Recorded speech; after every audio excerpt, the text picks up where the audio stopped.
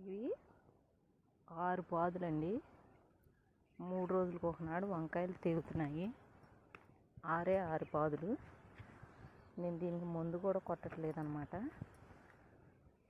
లేత కాయలే కోసేస్తున్నాను, ఎందుకంటే పుచ్చు వచ్చిద్దని అని చెప్పి బాగా లేతగా ఉన్న కాయలు మట్టి కోసేస్తున్నాను.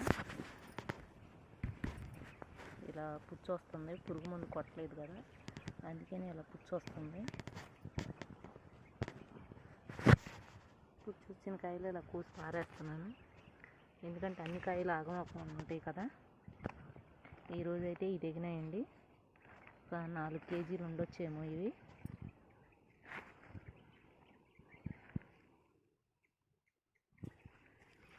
లేత వంకాయలు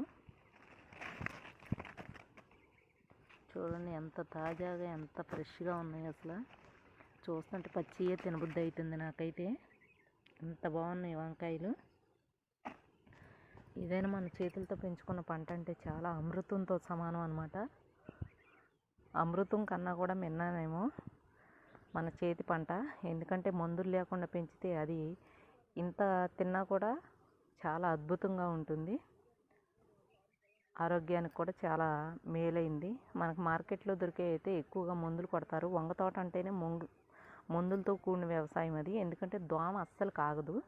నేనేం చేస్తున్నానంటే వేప నూనె, గానుగ నూనె కలిపి చెట్టు మొదట్లో పోస్తున్నాను అనమాట. దానివల్ల తక్కువగా దోమ కానీ పురుగు కానీ చాలా తక్కువగా ఉంటుంది. ఇప్పుడు మనకు అన్ని వంకాయలు తెగినాయి కదా, దాంట్లో కూడా సన్నపుచ్చు ఉండొచ్చేమో చెప్పలేను నేను, కానీ ఇంకో ఇలా కోసి పారేసాను అనమాట.